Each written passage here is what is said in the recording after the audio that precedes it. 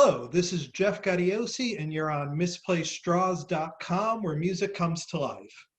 And my guest today was one of the first interviews that ever appeared on this site. At that time, he had just released the first record under the moniker 3.2, a continuation of his legendary 3 project with Keith Emerson and Carl Palmer. He's back now with a follow-up called Third Impression. They'll be released on February 12th. Please welcome back Robert Berry. Welcome, Robert. Hey, Jeff, how are you, man? I'm doing great. It's a pleasure to have you. Well, I'm more than happy to talk to you again. And even if that was one of your first interviews, we did fine with that. I mean, yeah, that was a while back. Because you're a musician, build guitars and you play. Of course. It makes it a different, a lot of guys, they're into music, they're DJs and stuff I talk to, but it makes it different. There's a connection there musically, and of course, I love guitars, you know that. It works. Now, before we get into Third Impression, let's set the stage a bit. The Rules Have Changed came out in 2018 after we tragically lost Keith. Yeah. And as you mentioned last time, Carl was tied up with some other projects. Now, the initial 3 record came out 30 years prior. Were you surprised not only by how well the record was received by fans, but by the amount of critical praise it received after all those years? Now, are you speaking about the original? The Rules Have Changed. Yeah. Okay. You know, what's funny is in 1988, of course, we had a top 10 song and we toured, and that was all fantastic. But there was really 2 guys that sent Keith letters. One of them said, "You're ruining your legacy by having scantily clad girls in the background singer." First of all, they weren't scantily clad. They had nice outfits on, but they were skimpy. But not too bad, really. It was the 80s. Yeah, but they were great. And the second is, prog rock fans are mostly men. 90% of our crowd was men. What guy's going to say that? I mean, why does that enter into it? I mean, I just didn't get it. But Keith took it to heart, and he didn't do well with criticism like that. And in those days, there was no internet and stuff. If there was internet and someone said, "Oh, that stinks," right away 10 people go, "Oh, that's great. What are you talking about? You're an idiot," right? They answer right, and it's awful. But then again, it happens. So you can get a balance.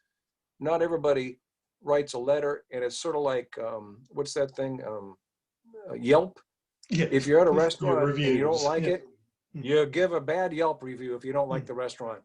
If you loved it, you don't write anything, right? It's usually, people just write the bad stuff. So Keith got a couple bad letters, got him off the project. He wanted to break it up. 26 years later, they'd put out Live 3 in Boston. And we all got our copies. Keith basically, I was so thrilled it was coming out, but Keith sort of signed off, like, yeah, it's money in the bank. Oh, yeah, make the money. Well, it came out and we all got our copies. He called me the second he got it. Guy, I just had a glass of wine listening to the album. We were so good. We were really a good band. He's so excited. So we've talked about this before. I take the opportunity then. Let's do another album. We agree, get the contract, Frontiers, good money. Keith's all excited about it. We're working together. We talked before. I have my piano here in the front of my console. He had his piano in his living room. We do a lot of writing on the phone at night like this, or he was alone. He'd usually listen to music, a glass of wine. Then we lost him. And for a year, I couldn't do anything. I just thought, God, the greatest time of my life. Now we're going to revisit it, and it's gone. His son, Aaron, and other people have encouraged me to finish it up. So I finished it up, said I'll finish it, and then I'll think about if it should be released. When it was done, the record company and Aaron Emerson and a few other people said, this is really a tremendous effort. It has to come out. Okay. The day before, I'm really worried it's coming out. I'm thinking, oh God, what are people going to think? Because it was important to me that I honored Keith's memory, not detracted from it like he thought the first 3 albums. I'm trying to think if it got one bad review or one bad comment. Record. The video got a bad comment for Powerful Man because it was too deep for people. If you didn't just like the beauty of all the gears and all the stuff that went on, the actual meaning was everything that was powerful. Like there was a library in Wales that has the most copyrighted stuff. It's this huge library. That's a powerful place for books and stuff. Who's going to know that? You know, so people said this video is just a bunch of clips put together. It really wasn't, you know. It was much deeper than that. But so that got a few negative things, but that was it. Yeah. And I'm like, you're kidding me. Wow. And people know that the Emerson Estate Board made me take his playing off, but I recreated every sound, every nuance painstakingly to make it, it's like a Xerox copy. Okay, there's Keith, put the paper in their copy. You can't tell the difference. And I had a writer come down, Anil Prasad, who's a very famous writer, come down and listen to both. He's the only guy that's ever heard the Emerson tracks and then my tracks. And he said, I can't believe it. I said, well, I didn't make up the part. Keith made up the part. There's the genius. His style and how he played, that's the genius. Sure, I'm capable of playing. You know? So that's sort of a long story to get to the answer of I was blown away. But so much of what I did with Keith and Carl, living in London, all the things that I'd never experienced before as a guy at the local band, and Hush, my band at the time, my college bands had, you know, we had a little tour, a couple of records, just everything big, but it did okay. On a local, regional level, we were a big deal, you know, oh, look at me, right? Well, I'm on an international level now, and I'm just happy with whatever. Now, I'm the new guy, I'm just happy. I'm working with my heroes. Now I have this out, and I'm responsible to carry that weight to not ruin Keith's legacy and say he still had it, and people are responding like he still had it, and you did the right job of finishing this up. The feeling, I still can't tell you exactly.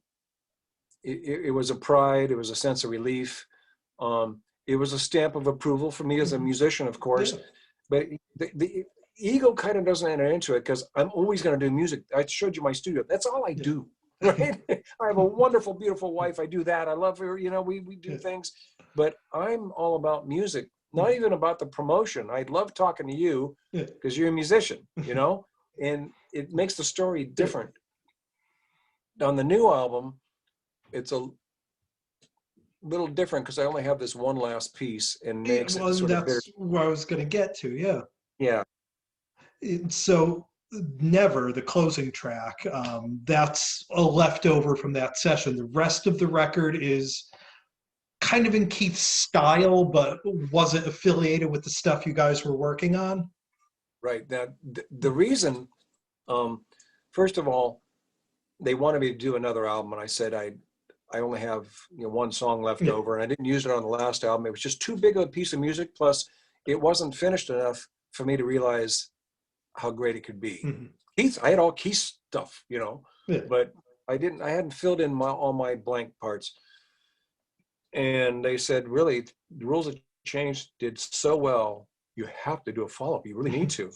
I'll tell you what, if I can write 6 or 7 songs that I think Keith would be proud of and that represents what I think needs to be to fulfill our vision. And also, for me, I need to move a little bit toward what I might do next, which is more the perfect blend of guitar and keyboard. So that's where I'm at as an individual. When I work with Keith, it's all about keyboards, And if I can do that, then I'll finish up Never after I get the other 7 songs or whatever. Otherwise, I can't do it. I don't want to embarrass Keith's legacy. I don't want to ruin the legacy of the Rules of Change. I don't want the audience to say, well, this is crap. Why would we? You did good on that one, but Keith was with you.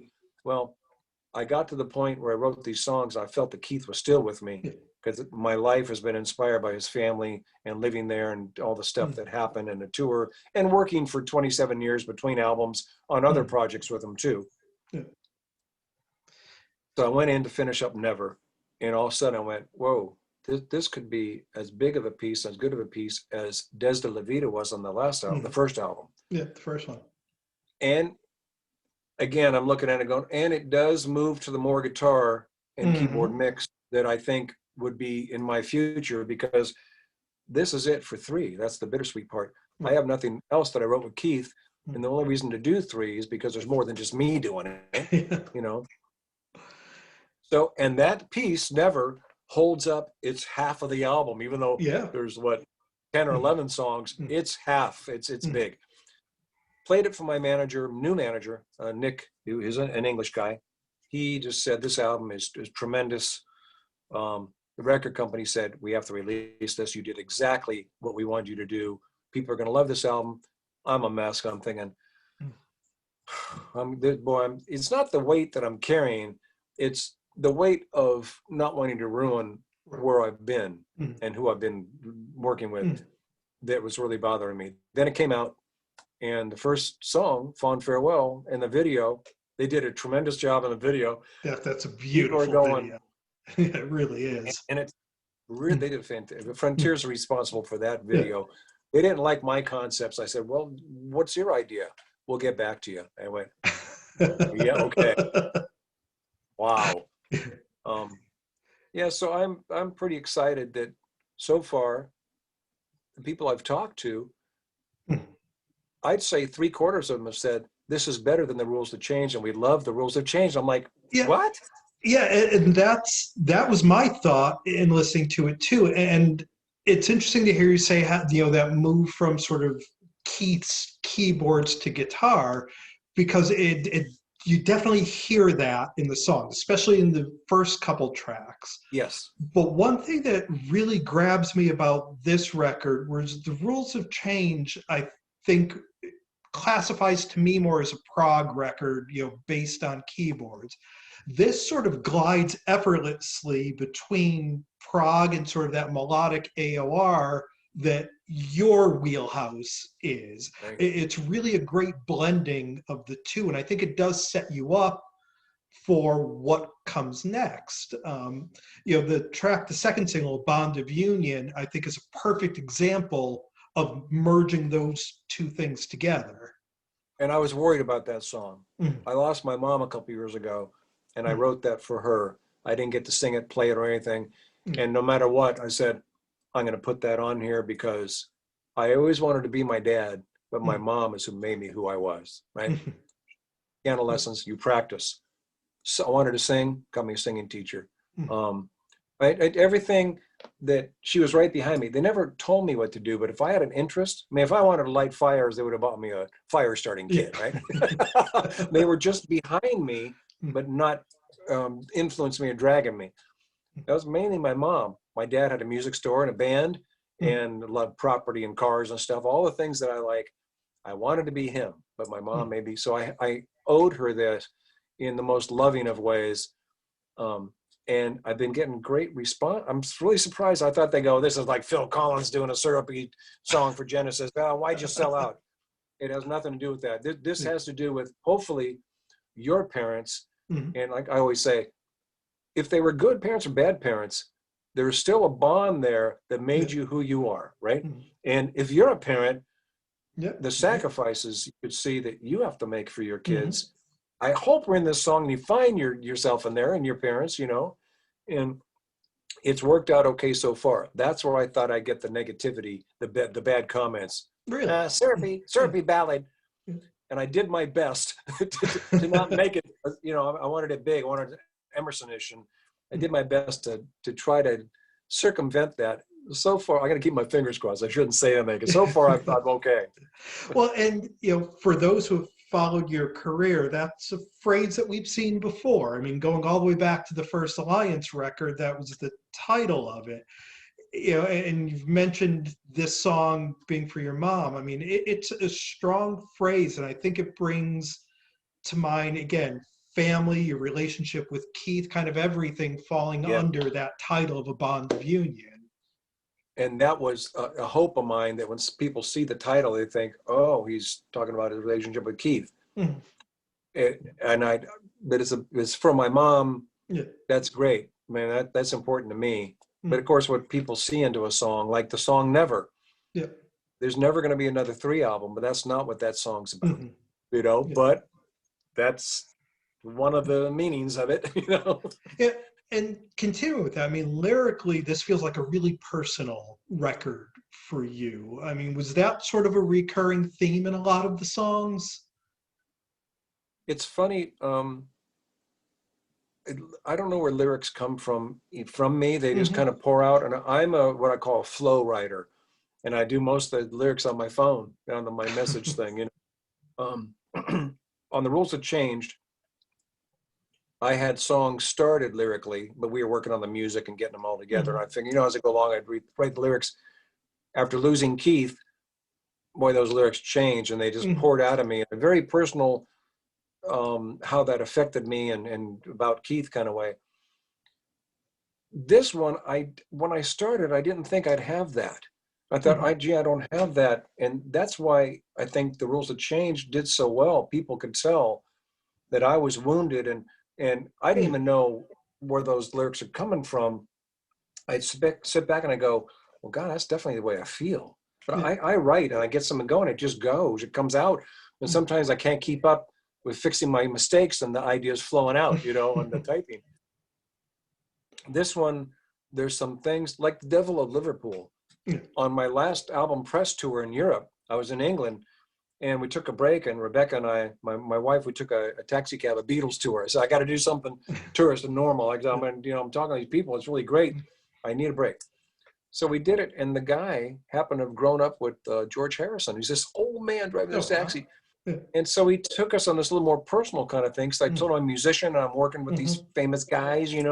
Well, you don't want this normal kind of thing. Here's Strawberry Fields, here's this. Although he took us to Strawberry Fields Hmm. because McCartney had signed the wall the day before and he Oh, knew right nice. where it Yeah. was. But he told me about the Devil of Liverpool, who was this con man from the old days and how he really hurt a lot of people. And, Hmm. this was before his time, but this is how we grew up, and Liverpool's a different place. And I came home, I thought, wow, what a great song. And living in London and all that stuff meant so much to me that I researched this guy and came up with this song. So it is personal in a way, even though it's a Yeah. story. Of course, Bond to Union couldn't get more personal than that. Yes, I can't help but write. Well, I'll tell you, the song "What Side You're On." Hmm. Now, uh, on first, what side you're on? Oh, that's about picking sides. Politics. No, people are, they're all divided. That it's not about being divided. That song. It's actually about my philosophy is if you and I are on different sides of the fence on anything, if you Hmm. like a Fender and I like a Gibson, well then if I can understand why you like a Fender, then we have common ground. And Right. if you can understand why I like a Gibson, which I'm more of a Fender kind of guy, by the way. But we have common ground, and that's where you don't have to agree, but you have to understand the other point of Right. view. That's what that song's about. It's not about taking sides. It's about understanding the other side, so you have a right to have your opinion, and you meet in the middle. That's a very personal thing for me. I really feel that way. I hate all that's going on, the divisiveness, because nobody takes the time to understand why would Exactly. you believe that. Now, some of Hmm. the stuff's hard to believe why you'd believe that, but still, you can say, "Oh, okay, well." Take something terrible. Oh, you believe all dogs should be exterminated? Well, I could see why, because they lick themselves in weird Yeah. places, and they poop anywhere. Okay, I can understand that. I think Yeah. you're crazy for thinking that, but at least I could see why you, being germophobic, wouldn't want Yeah. a dog, right? Whatever, you know what I'm saying? Right. The conversation's there. Yeah. Yes, but it's finding the middle ground because you understand another person. Right. So that song, it's pretty personal to me because I think that's all that's missing in the world is that love and that understanding, not agreeing. Hey, we can totally disagree. I mean, what the hell's wrong with you? Yeah. But if you understand, you're good. Yep. And putting this Personal. record together, is it just you in the studio? Do you have anybody else coming in, or are you playing everything? No, I did, and I had to do that in the Rules of Change too, Yeah. because they made me replace Keith's parts, which I'm still mad about. I had to do that on Never, and I'm still mad about it. I don't mind doing it. I love, the tedious, tough job it is to figure out the voicings and the tones. I have a Moog. It's the Moog's up there. Yeah. I have everything. The Oasis is here. He played an Oasis keyboard. All these different synthesizers I got even when we were playing together through him. I don't mind doing it because I like a challenge, but it makes me mad they made me do it because there's no reason. They want him to remember this isn't his family. This is the state board that collects the money. They want him remembered as a writer, not as a player. And I shook my head. I tried my best to get them to give that up, because he was the Jimi Hendrix of the keyboard. Yeah. He is such a player, right? Yeah. I mean, above anything, he'll be remembered stabbing the keyboard, the knives in and putting the organ on him, because nobody else has ever done that, ever.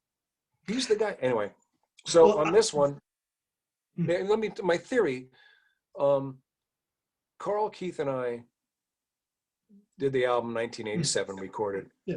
And Carl's a momentum driving force, but he's not a songwriter. And Keith and I were the songwriters, and I was the voice and the lyric writer.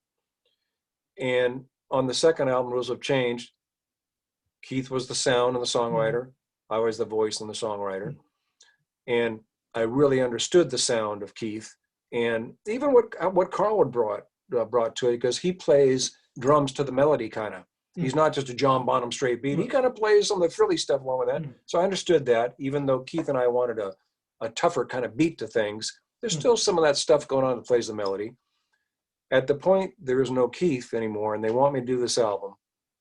And I'm trying to prove that I can do it worthy enough to not put a final like black cloud over Keith's legacy. I have to come to terms with, I'm the only one that knows the plan we had, the parameters of that plan. I did it in the last album where I had to play the things. And if I bring somebody else in, unless it's Carl, who doesn't want to do it because he's got the ELP legacy, he's so busy. And that wouldn't fit the Keith and I's plan for 3.2 with having the stronger beat to it, that I need to do it myself, because I don't want to bring Simon Phillips in to change things. I don't want to bring Jordan Rudess in to change things. I just want to put the final stamp on the legacy. This was the sound, this was the style, this is what we agreed it should be and what we naturally made it. And I don't even like talking about that I played all instruments, because that doesn't matter to me. I want it known as a body of music that from the first album to the last album started like a new band that wasn't quite sure of all its parameters and wound up with something that was more focused and had the legs to move forward if it wanted to. Yeah. And it definitely does. You actually took it on the road after the Rules of Change came out. And I know that right now everything's kind of up in the air, but should things clear up, I mean, do you see yourself doing that again with this project, or was that just a one time? We've been touring all year. We never stopped. What are you talking about? Oh, in your studio. I left out. You know, I do have, I've stayed away from all the virtual concerts, all the performances, all the things. Everybody and their brother hometown people are doing these shows all the time, and I think it's great for them. I just, the reason I took 3.2 and put the band together was to see guys like you that have supported me and made it possible for me to make a living in music. And whatever it is, you know, you talked about Alliance. I mean, you've accepted. You know, I have a couple phases when Alliance is my straight rock thing, Breeze my progressive thing. I had Ambrosia and Sammy Hagar in the middle of that, you know, that are totally different, but I have my two styles kind of that I like. And people have accepted that. And I've been able to make my living in music, and that helps my local clientele when they see the people like you put things out and they can read it and get the stamp of approval to say, I think this guy knows what he's talking about. Let's go in and have him do our songs. So I put the band together to go thank guys just like you and be able to shake your hand and get in your face and say, I couldn't have done this without you. And thanks for coming. And I would walk out every night to the front of the stage before the band came out and thank people. Every show, I said, this is why I put this great band together. And they are great, but I want to tell you that Steve Howe, Keith Emerson, Carl Palmer, Jeff Downs, that they accepted me is the highlight of my life. But you have, like my mom with and my dad, you have made it possible for me to still do this. And then I say, here's Jimmy Keegan from Spock's Beard on drums. Amazing drummer. Andrew Collier, who was an incredible keyboard player. So glad that I got him to learn all that Emerson stuff and the stuff from my career too. From Circuli and his band, and Paul Keller, who's been way back from Hush, my buddy, and played every song I've ever written. Paul's played those parts, you know. And did the history. We didn't play any Alliance because that's the straight rock thing. Right. But all the way back from the Magna Carta tributes to 3 to played the Ambrosia, back Life Beyond LA to 3.2 songs. Did it all. And the Jordan Rudess Carnival 9 version with Simon Phillips. Oh my God, that was so fun to play. And GTR, that's what I didn't mention. The stuff I did with Steve Howe. And the band was so incredible. And we were supposed to be in Europe last year, opening for Big Big Train and doing this show. Oh, wow. Yeah. And of course, that all got canceled. It would have been my first time in Europe playing under my own name, which didn't thrill me on the tour to see the marquee say Robert Berry on there. It's about the music for me. But 3.2 had no meaning. That was the album. And as far as touring and playing live, they said, no, we can't put 3.2 on the marquee. Plus, we don't really have the dot, the period on. If we did, we lost it because it's small. There's a guy with a marker on the marquee. Yeah. I said, well, people that know the album, but you're going to draw from more than the album. You're going to draw from those Ambrosia fans, all those things that know your name. So we did that, and I just had to come to terms with it and say, okay, they wanted to put my name on this album, Robert Berry's 3.2, Third Impression. And I the last album did really well. Everybody knows the 3.2 is. It's the second version of 3 because there are only 2 guys in the band, right? They know. I don't want to put my name, I don't want to ruin that. And there was art drawn up, said Robert Berry's 3.2. And finally the record company gave it and said, no, we're not going to, we need to keep it the same. And I have, I don't have a copy of the new album yet, and I won't get one. You'll have one before they send me one. But, and you get the new one, the blue one, and it makes a nice little package for the 3 albums. Hopefully someday they reissue it in the 3 of them together, and it can really show the progression all at one sitting. Anyway. Well, we've been spending some time here with the amazing Robert Berry, talking about the new 3.2 record called Third Impression, out everywhere on Frontiers Records, February 12th. There's all kinds of physical copies you can order from Frontiers. It'll be available streaming. Robert, it's a great record. I mean, it was one of those where about halfway through, I just stopped what I was doing and sat back to listen to the rest of it because it really does grab you and move you. Wow. Thanks for taking the time. Best of luck with this. Hope to catch you on tour sometime soon. That is the plan. Second, the good thing is if we're playing 250 to 500 seaters, I think those will open up first. The big concerts, I don't know if people can be comfortable, but the little ones where you can say, I know that's all, I know I can go there and be safe, especially with the vaccine. Right. I think we might be able to get out the end of this year. We'll see. I'm supposed to go to Europe, but that won't happen this year. So you never know. I'm excited about it. I'm excited they're going to put out another video on the 12th of the song Missing Piece. And the same guy that did Bond to Union, who did a beautiful lyric video, it's so emotional, is doing Missing Piece, and that's a little tougher song. So I'm really excited to see what he does. Well, can't wait, Robert. Thank you so much for taking the time. You're always welcome with whatever project you're working on. So the invitation's always there. All right, man. I appreciate that, and I appreciate your help with this. I really do. It means a lot to me. And don't forget to put those electronics in that guitar. You got it. Thank you very much. All right, man. See you later. Yep. Bye.